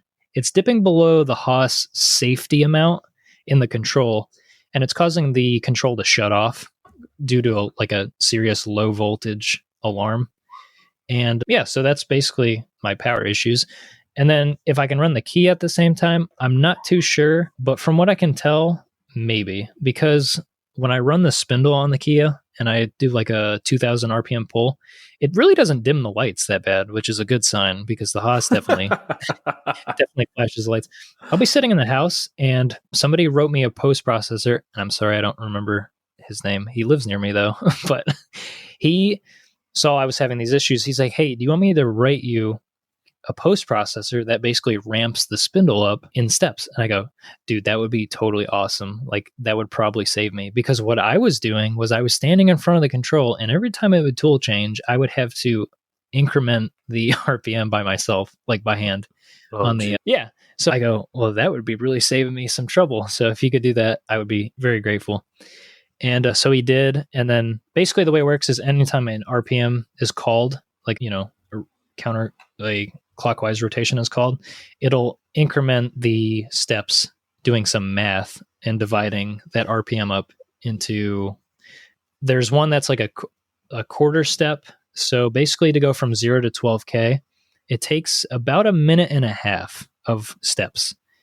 And then there's one that's like a half step one, and it takes basically like 30 seconds to go from 0 to 12K. Well, basically what happens is I have to run the Haas with this quarter step thing. So every tool change, if it's 12K, takes a minute and a half to get back to cutting.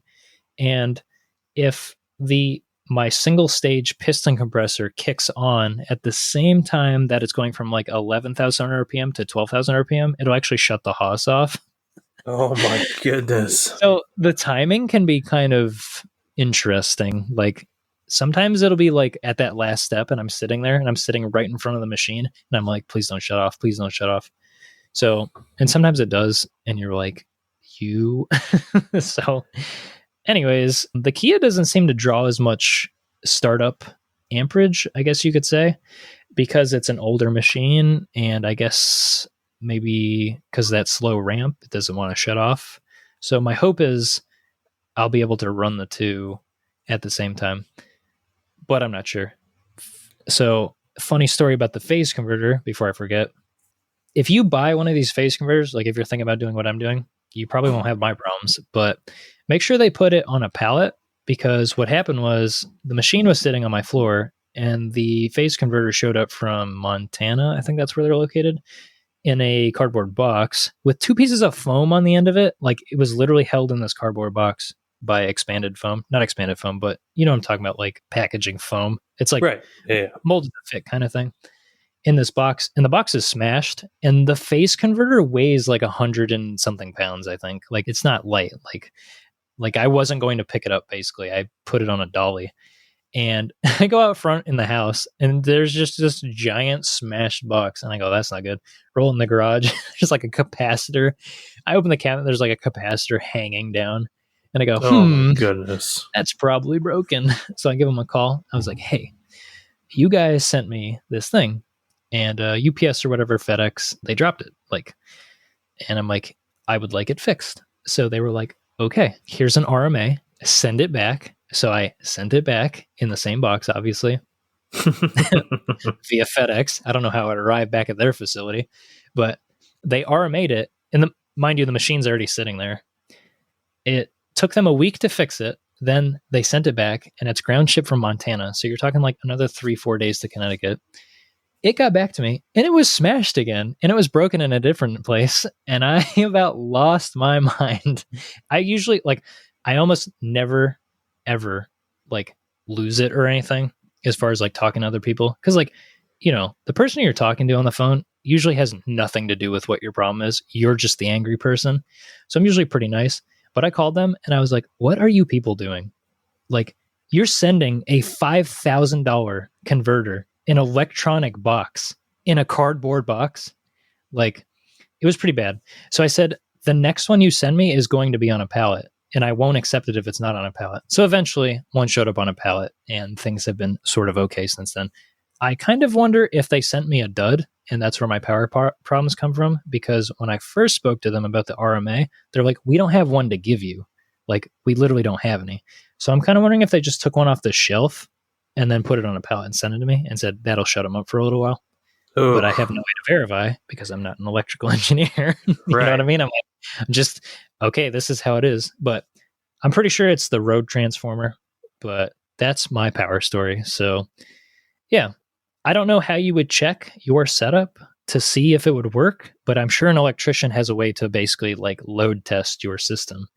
But I mean, I don't think you'll really know until you get stuff running in there.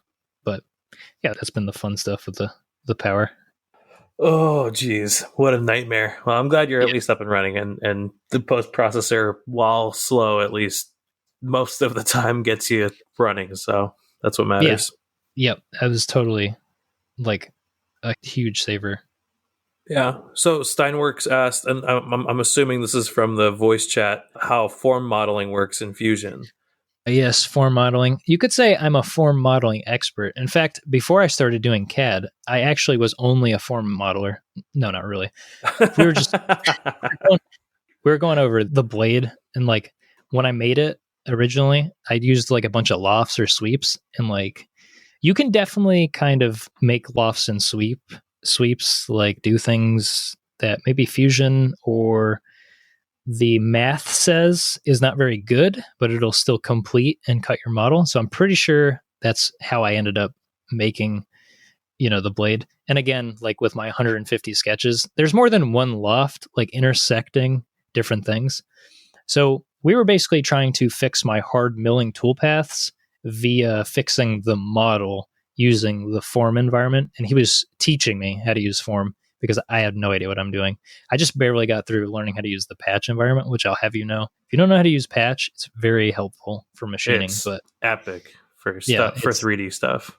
Yeah, for sure. But yeah, so he was teaching me that, and I was very lost. But it looks very cool. So I think I'm actually going to, you know, try to incorporate it a little more into design. But yeah, he linked those classes from Dan Pacific, and those, if any of the listeners are into 3D cam and have not looked at those, he's got one that's in not Power Mill, Feature Cam from AU a couple of years ago, and then one that's specifically in Fusion, and they're both really helpful about making ruled surfaces in Fusion or in any CAM system and kind of driving your UV toolpaths off of that instead of, crappy surfaces that can come from modeling, lofts and sweeps like you did. For sure. Yeah. I guess Fusion has he was showing me that if you go, I got Fusion open actually, but under inspect and then you do ISO curve analysis, that's basically what he was using to show me, like if the model was a complete disaster or not. And a lot of the blade is pretty good, but in some areas you can see on the ISO curve analysis that things get a little dicey. I don't really know how to explain it because, again, I'm new, but that's a good tool to use on a 3D surface to check and see if, I don't know, the math checks out for curved surfaces. I don't know how to explain it. I'm just a layman here. No, I think you did a great job. I mean, UV curves it's what drives certain toolpaths like flow. If you don't have nice curves, you can't get flow to give you a nice toolpath is really what it comes down to. That's right. Nice curves are important. So I've got a few more questions. Windmill Motorsports had a few about just like blade steels and flatness. Like how flat or in your experience, does everything need to be in the knife for it to work and feel good and get that feel that you like? Well, so definitely flat is very helpful. It makes things a lot more easy, obviously, for both assembly and like mechanical function of bearings riding. This is if you're making a bearing flipper. So I'm just going to go off my experience. But basically, the flatter the handles and the blade are, the better time you're going to have dialing in like lockup and actual feel of the knife. And I'm pretty sure John Grimsmo can attest to flat things being a good thing because obviously the performance of his knives are very what's the word, like well known in the industry for being very smooth, and he makes sure his stuff is very flat. And I've tried my very hardest in the garage, obviously, to make things as flat as possible, and I have found that the handles don't need to be as crucially flat as the blade does. I found that the blade is incredibly important to have flat because the handles, it's kind of hard to explain, but basically your detent is going to ride on the blade. And so if the blade is not flat, then you're going to get like detent pressure changes as the detent ball rides along the blade. So it's helpful if that's flat. And then the fact that the handles are pinching your flat blade between a pivot, really the flatness there matters the most because that's where all the action's happening. It's kind of hard to explain, but basically I would focus on making the steel as flat as possible first, and then worrying about maybe getting your handles lapped or like double disc or something. Makes sense. Yeah. Yeah. And then he asked, what are some affordable blade steels to start with? But you kind of jumped into the deep end with 20 CV, right? Yeah, I kind of went, I'm going to make a knife. I might as well use the best steel I can find. I think a lot of people use 440, which seems to be a very well-priced stainless, but I'm definitely not the blade steel expert as far as, a good cost to performance, if you will, balance. Definitely look at the Knife Steel Nerds Knife Steel book. That goes over a lot of like modern day blade steels, and there's probably some good info in there about what a good cost to, performance based steel would be. Yeah, I've heard good things about 440, and I think it's readily available because 440 is used in many industries for not just knife making. Yeah. When I had started a knife project, like, I don't know, 4 years ago at my first job, and 440 was what I had bought at the time because it was cheap and easy to get and all that. Right. I think it looks like, at least if you're like on Blade HQ or whatever, D2 seems to be like the hot new cheap steel. Right. Yep. Like besides, all of those Sandvik steels that end up showing up in the budget knives. But jumping up just past there, it seems like D2 is the new budget friendly steel.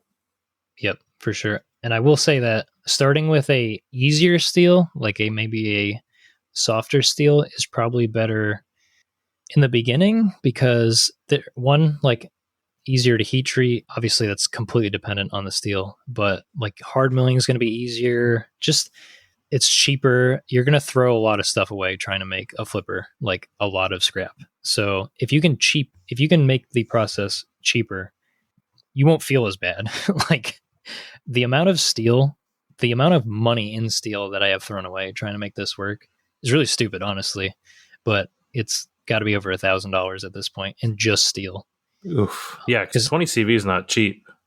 It's not. I think I'd have to look it up, but it is not cheap. I don't remember what the dollar figure is, but it's over $300 when I buy 2 by 36 in 2 bars. It's over $300 for that amount, and I think I can do like, I'm not sure how many blades that is, but it's really not that many blades. Yeah, it's expensive. And then if you go to M390, which 20 CV and M390 they're kind of the same. Like there's a little bit of a difference, but 20 CV I think is the Crucible version, and then M390 is made by Bowler, I think, which is German, I think. They're basically the same steels. So I just found 20 CV to be more available in the size that I needed, and it was actually cheaper because I think people see M390 and they're like, oh, it's M390, that's the best one. But 20 CV is basically M390, so that's why I picked 20 CV. Yeah, no, that's what I've seen too. Yeah, I mean, M390 is the hot buzz steel right now, but yeah, 20 CV seems to be every much the same. Yep. Well, cool. That kind of wraps up all the questions. Oh, I guess we had one more, and I think it stems from a little story battle I was having with Chris, the pragmatic machinist, and Jeffrey Ludwig asked, who has the best crispy chicken sandwich? You mean like fast food wise? Yeah. This is such a good question because I was talking to my dad the other day about, oh, that's a terrible thing to forget. What is crispy chicken sandwiches? You got what? You got Popeyes? What was the big thing last year about crispy chicken sandwiches? Was that last year? Yeah, that was Popeyes, I think. Popeyes came out with like a Chick-fil-A competitor sandwich. That's who it is. Yeah. We were talking because there's a Chick-fil-A in the town we live in. And I'm like, the chicken sandwich is not even good. So I could not disagree more. What? Like, listen, what is it? It's on 2 buns, right? The bread's good. Okay. I'll give you that. But like, doesn't it just have pickles? Oh, I don't know. I get like the spicy chicken one with lettuce, tomato, pepper jack, all that. Gotcha. I'm just talking about like the regular run of the mill, like Chick-fil-A chicken sandwich. Like, hi, I just want a chicken sandwich. I don't know. I feel like the last time I got it, it was like bread, pickles. First of all, I don't like pickles on a sandwich, so that was strike one. And then the chicken. And I'm like, the thing is, you're paying, like, I don't know about you, but have you noticed fast food's really expensive now? Like, yeah, I don't know what it is about fast food, but it's like you go to McDonald's or whatever by yourself and it's like $9. But anyways, you're paying like whatever, $8 for Chick-fil-A. And then of course, because Chick-fil-A, for some reason, everyone's like, hey, let's go to Chick-fil-A. There's like 30 cars. I don't understand why people go to Chick-fil-A so much. But anyways, so then you've waited, you get your $9 chicken sandwich and it's got pickles on it. And it's just a chicken sandwich. Like, I don't think it's that good. Honestly, I don't think I've had the Popeyes one, but my guess is it's probably better. The chicken probably tastes better, but the oil that Chick-fil-A uses depends on how you're feeling, but it's probably better. I don't know. Chick-fil-A, I don't understand Chick-fil-A. Actually, I don't understand the hype behind Chick-fil-A. So I'm just a Chick-fil-A hater, I guess. So I'm biased against this. You will have made Chris very happy. I am sure that I'll see this in his stories when this comes out. I think I like the Popeyes chicken sandwich better than the Chick-fil-A one, but I still like the Chick-fil-A one. Anyway, That wraps up the questions. We kind of went over shop new things. Is there anything else that's going on in your shop new? I mean, you are now full time, so congrats on that. That's a giant step. I'm looking forward to eventually getting there as well. What else? Is there anything else new going on? No, I got the screw compressor. I'm waiting on the new screws to come in because I bought it used and it didn't build air fast enough for me to notice that it was broken. So, no. The wool pulled over on my eyes there. So if you're going to buy a screw compressor, make sure it builds up in the time that the manual says it's supposed to build up, instead of just looking at it and going, yep, it's building pressure, because I saw it build pressure, but it takes like 45 minutes to build like 40 PSI. Holy crap. So yeah, we've had it apart like, I don't know how many times, 3 times probably, fully apart. You've seen my brand of apart. Like, it was fully apart. And I'm like, yeah, I think it needs screws. And Atlas, it's a Atlas Copco GX2FF, I think. So it's a 2.5 horse, but the 5, I guess, is the same compressor, just a bigger motor. And Atlas wants like $2,600 for the air end. Like, that's the compressor. And it's like, that's a lot of money. But I was like, yeah, I'm going to look aftermarket or whatever, like a supply house. So we got one for 17 is what we paid. Yeah. So that's supposed to come in Friday. And hopefully, that's exciting. Yeah. Hopefully that fixes at least the Haas shutting off and the compressor shuts off. I'm hoping that because it's going to be 3-phase and all the stuff's going to be on one panel, I'm hoping just a 3-phase compressor will draw, I think it draws less amps for the same amount of pull. I don't know. Like I said, I'm not an electrician, but I just heard that it's better to have a 3-phase compressor because you don't have that like startup draw that like a single phase compressor would. So yeah, that's exciting. I did want to, John Grimsmo, he commented on the post I made for the podcast, and he did just mention that he wanted me to mention how hard making knives was. And I thought I'd just throw that in here. I thought he said that he wanted to mention how absolutely easy it is, except that it's not. Oh, yeah, that is what he said. So I have a funny story. Catherine, that's my wife's name. She comes in the garage one day, and my garage doors, I put like a insulation board. I don't know what that stuff's made of, but like hard insulation board. You can like throw screwdrivers at it and they stick, kind of thing. She comes in there, and there's like knife parts in the insulation board, like a piece of art. She goes, "What happened?" I go, "I don't know. It didn't work."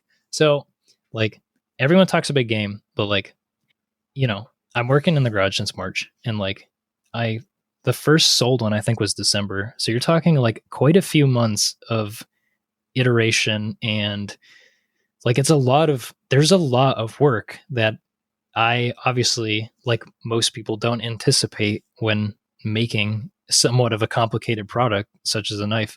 And so like sometimes things didn't work, and then they flew across the room, and then they ended up becoming modern art. So that's just my little story about being by yourself, and sometimes you get mad, but no one likes to admit it, but it can be very frustrating working by yourself for hours on end. And yeah, but we have a really great community, both the knife community and the machinist community, and I've couldn't repay the community back enough for the help that I've gotten for literally everything. But that's why I do the YouTube videos. Hopefully it helps somebody out. If nobody knew I was posting, now you do. It's great that you're so open about the process too. Some people would be super secretive and not post all of that stuff, and then all of a sudden have a knife for sale. But you've like really brought everybody along for all of the trials and tribulations through the whole thing, which is really great to see. Yep.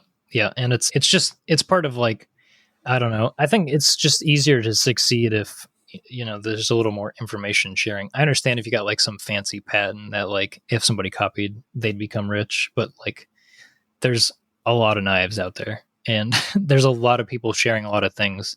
So like you being secret about how you made like this specific like handle pattern or whatever is not going to like, I don't know, like it's not, I don't know. I like to be open because people were open with me and it helped me out. So I would just reciprocate, I guess, and, share the love, I guess.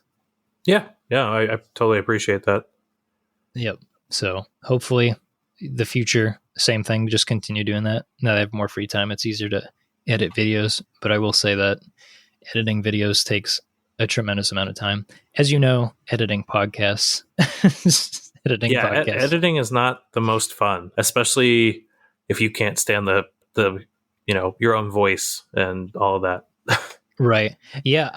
It's funny, like when I was in tech school for, the Air Force Metals Technology, I bought a 3D printer and I said, well, I have a lot of time. Like I was in the hotel room and I, got an Ender 3 or whatever. And I was like, oh, I'm going to make videos. And like, you can't like, it took a while for me to get used to like you said, like hearing your voice is so strange because obviously you sound different outside your head. Eventually, if you hear yourself enough on video, you get over it. And so I feel like I'm at that point now, which is a good thing. So like, I don't mind doing the editing because I'm like, whatever, I said something stupid. Like, I just sound stupid. Maybe I am, but like, it's like, you know what I mean? It's like, it's whatever. And then the same thing with the camera facing thing. But I don't know. It's pretty tough. Like, I'm pretty introverted, I guess you could say. Like, if you had me speak in front of a crowd, it would be very hard for me to not stress about it for like the entire week leading up to it. So the YouTube thing has been, I guess, helpful in an introverted world, like a little more breakout. Same thing with the community stuff and posting. Yeah, I just think, being part of the community is very important, both in a business and succeeding way, but also in a give back way. I don't think you can succeed in a product driven market, like especially very emotionally product driven market such as knives, without having that connection to both the community and your customers. But I don't know. I don't have much experience. I just see from the outside. Obviously only 8 knives, but I think you're right though. People want that, they want to buy your knife because they like your knife, but they want to buy your knife so that you succeed as well. And like being part of your story is, part of the value proposition of buying a small boutique knife versus like a Gerber or, a Spyderco or something like that. Yep, for sure. So I don't know. It's been fun, and I'm really quite enjoying the community, I guess. My entire life, I've made things, and I never went anywhere with them. And finally, this knife is something that is actually sold.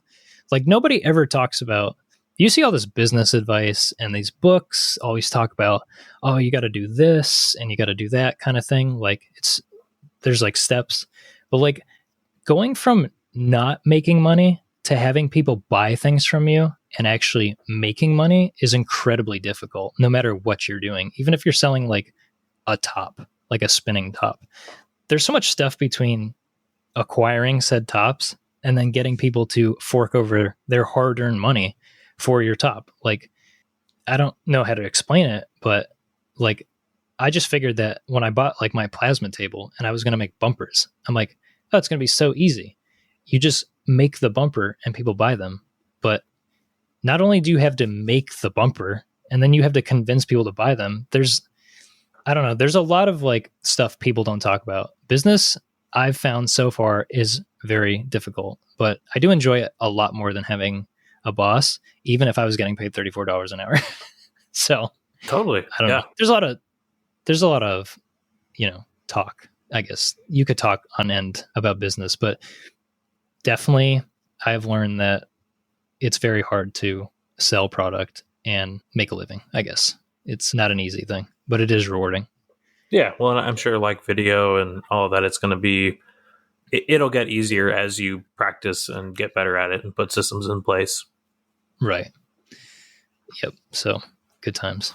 Yeah. So the way I round out every episode is asking my guest what you've been researching this week. Besides your spindle issues, has there been anything else that's cheating? No, I saw that coming from a mile away. This man's easy. He's just going to answer like this. Has there been anything else that's been popping up in your search history a lot? Oh, you want to talk about search history? I'm always in incognito mode, just in case. I'm just kidding. Let's see. What have I been researching? Definitely, like, I have to do foam cutting for the knife cases at some point. So I've been kind of looking up, I guess, strategies for foam cutting. So actually, John Grimsmo does make a really good video on foam cutting. So that kind of stuff. Let's see. Car searching. This is way off topic. The wife got her car totaled last week. So I've been looking for cars. That's always a pain. I hate buying cars like with a burning passion. I always buy Craigslist stuff, and like her job, she's a dog trainer. She like drives like 40 minutes one way. So like she needs a good, reliable car. So I'm like, the last car we bought was like CarMax, and like, it was a pretty easy process, but like I hate dealers and stuff. So like doing car research and trying to find a car and like monthly payment and all that. Like, I don't know. Vehicles are so spendy, I guess you could say, especially for a new vehicle. I drive old stuff. I fix all my own stuff. So I'm right there with you. So I totally understand. And yeah. I mean, if I had the money, I would literally have a Tesla, because like what's the maintenance you do on it? One, it's a new car, and then you do brakes, and then I don't know, you charge it. Like, I would love that, to be able to just have project. Yeah, I just nothing against electric or gas cars. Just for a minute, imagine you had a car you could get in and you just drove it, and then like you had project cars that you could tear apart and not feel bad about the block being in half for a week while you wait for parts. Like, I don't like the maintenance aspect of vehicles, I guess. Like, oh, great, here comes an oil change. Like, I know how to do an oil change, so like I'm not very excited to do one, if you get what I'm saying. But like, yeah, like, oh, I mean, let me it's the make same this. when you're like, oh, brakes are coming up. Great. There's, a few $100 and a full day of my time. Yeah, like I already know how to do it, so it's not any fun, but that's my rant on vehicles. Like I said, I would have project cars and then a nice, reliable vehicle, and then that'd be it. But that's expensive. So, fifth axis first. Building, fifth axis, Swiss lathe. Priorities. Yes, priorities. Yeah, there you go. Awesome. Yep. Well, I really appreciate you coming on the show. It was great to get to talk to you a little more. I know we've talked on the Discord and the voice chat and stuff like that, but it's been cool to get to kind of have a little bit more one-on-one talk and find out more about your business. Yeah, for sure. And obviously, I really appreciate you having me on. And obviously, I appreciate the entire community for what they've done for me. So thank you all. And if you ever need any help and you think I can help you, which might not be the right idea, but feel free to DM me on Instagram. I'll definitely go out of my way to help you out. Yeah, well, I will let you get back to knife number 9. Thank you again for everybody listening. I just put all of our new merch on our new Teespring store. It's on the Within Tolerance Instagram. It's linked there. We've got the standard tee as well as the bottleneck tee from the first book club book. And then we have our third book club book coming up in a month. It's The Perfectionists by Simon Winchester. And Emery Rempel on Instagram will be coming on to talk about it because he's in the middle of reading it right now. So it was perfect. So everybody go ahead and pick that up. It's actually a really good read about kind of the history of precision and a bunch of stories about that. And we'll talk about that in a month. And thanks again, Jonathan. Yeah, thanks a lot.